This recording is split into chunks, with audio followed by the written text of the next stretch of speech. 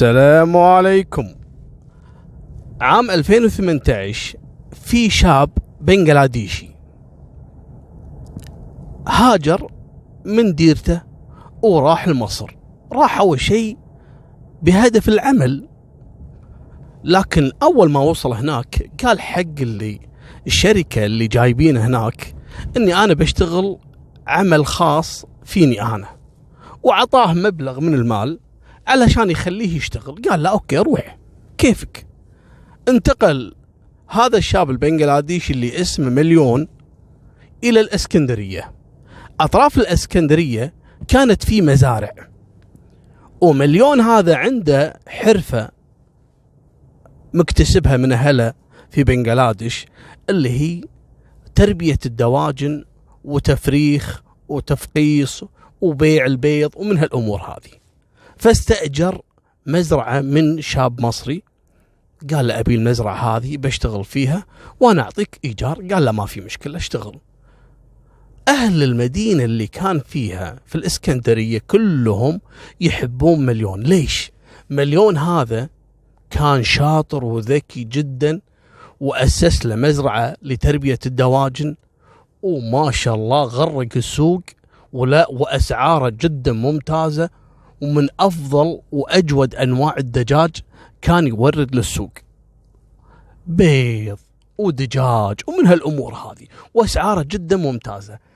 فخلاص مستغنى، صار هو كموزع للتجار أو الناس اللي يبيعون داخل السوق.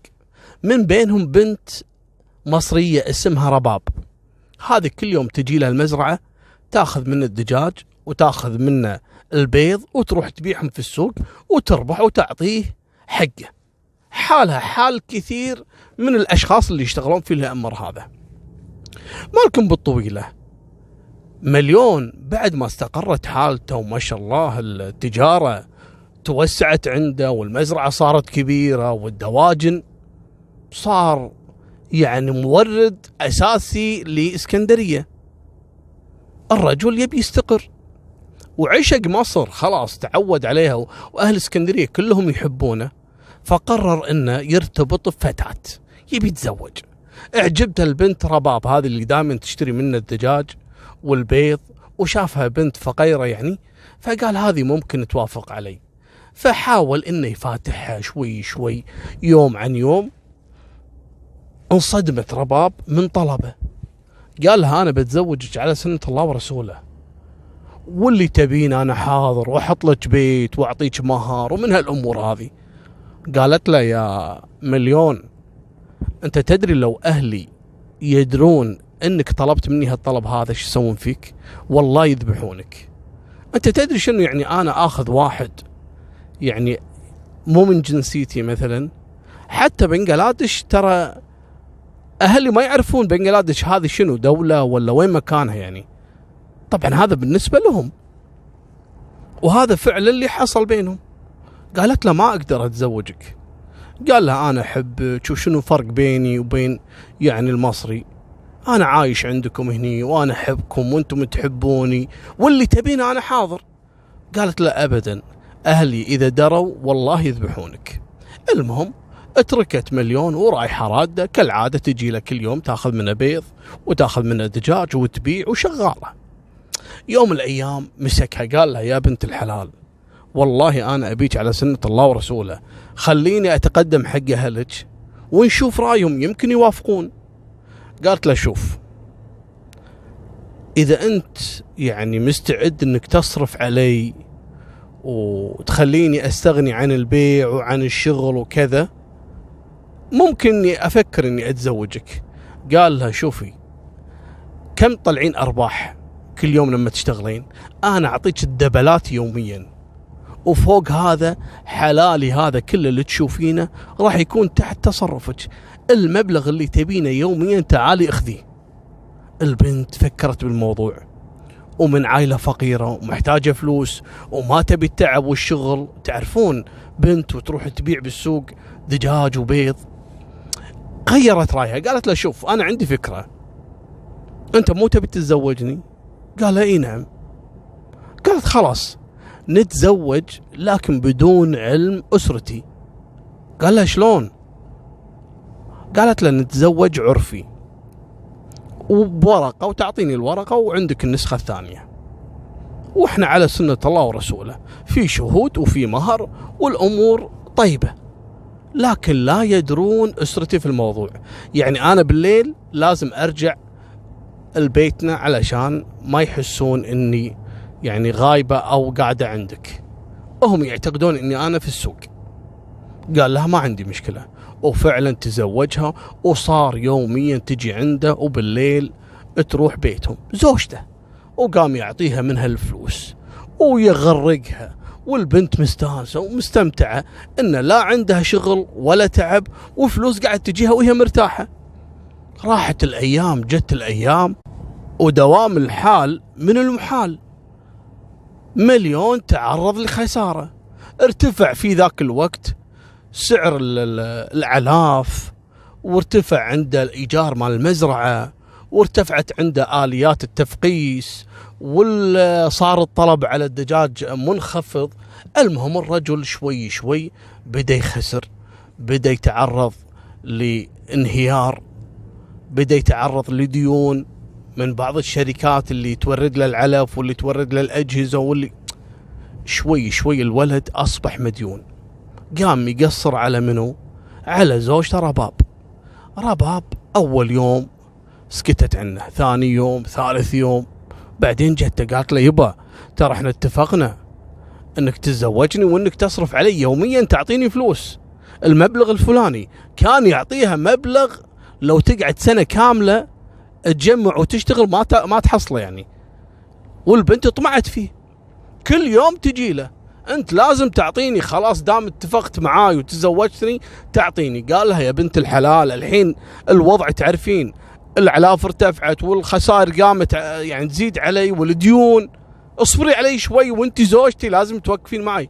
قالت لا انا مالي شغل، انا بعطيك اسبوع، اذا ما تعطيني فلوس الايام اللي فاتت اللي ما اعطيتني اياها اقسم بالله راح افضحك، وراح اقول ان هذا اعتدى علي واخذ اعز ما املك، وان ما في زواج بيننا، وان الورقه العرفي هذه اللي عندك يعني انت مزورها من هالامور هذه.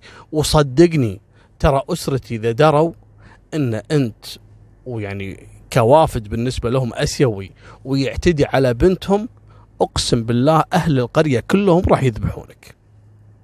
الولد قام يخاف، انحط بين نارين، قال ممكن فعلا والله يمكن يقتلوني، يسوون قتلي، هذا عمل شعبي ويروح دمي هدر.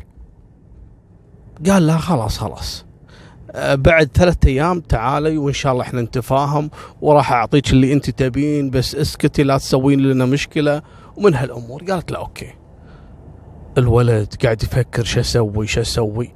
المهم بعد 3 أيام أول ما جت رباب قال لها تفضلي دخلي داخل الغرفة عشان بعطيك الفلوس وكذا. أول ما دخلت وجاب هالسكين وسدد لها عدة طعنات لين تأكد انها ماتت. قام وحرقها داخل الغرفة، لكن الجثة ما احترقت بالكامل، يعني ما ضبط الأمور، لكن قال أنا يعني أول وتالي راح أدفن الجثة. وفعلا دفن جثة رباب داخل المزرعة، وهني اختفت ولا أحد درى رباب وين راحت. أهلها قعدوا يدورون، أهل القرية قاموا يساعدونهم في البحث، رجال الأمن يبحثون، أبدا ولا أحد عرف رباب وين راحت. راحت الأيام، جت الأيام، أحد المارة مار من جنب المزرعة ويشوف كلب حشاكم يعني في فمه قطعة من اللحم، لكن مبين إنها لحم بشر. قاعد يتبع الكلب يعني يشوف هذا من وين جايب القطعة هذه، يعني كأنه يعني قدم إنسان. لما ركض ولا يشوف أصلا مجموعة كلاب قاعدة تنبش في الأرض وتحفر، وكل واحد عنده قطعة قاعد ياكل فيها. هني تأكد إنها هذه جثة، والكلاب انبشتها بعد ما شمت ريحة الجثة. لما حضروا رجال الأمن وتم استخراج بقايا الجثة اخضعوها للفحص DNA. مع تطابق البلاغ اللي قدموه أهل رباب وعن اختفائها. قالوا هذه جثة رباب، لكن منو اللي قتلها؟ وليش حارق الجثة؟ وليش دفنها في هالمكان؟ أول شخص اشتبهوا فيه صاحب المزرعة. منو صاحب المزرعة؟ المصري اللي أجرها على مليون البنغلاديشي. ألقوا القبض على صاحب المزرعة، قال لهم يبا أنا المزرعة مأجر يعني نصها حق شخص بنغلاديشي ينقال له مليون وموجود إلى الآن، أكيد هو له يعني يد في الموضوع. قالوا لا أوكي، راحوا ألقوا القبض على مليون. أول ما مسكوه اعترف على طول وقال لهم فعلا أنا قتلت رباب وأنا اللي حرقتها، وآثار حرقها كذلك إلى الآن موجودة في غرفتي وأنا اللي دفنتها. والموضوع اللي حصل إن رباب هذه زوجتي، وهذه ورقة الزواج العرفي اللي بيني وبينها، لكنها هددتني إنها تفضح السر وتبلغ أهلها وإن أهلها راح يقتلوني، لذلك أنا اضطريت إني أنهي حياتها حفاظا على حياتي. مالكم بالطويلة بدأت المحاكمات مع مليون البنغلاديشي وتم الحكم عليه لمدة 15 سنة مع الشغل والنفاذ. هذه نهاية سالفتنا، وفمان الله، مع السلامة.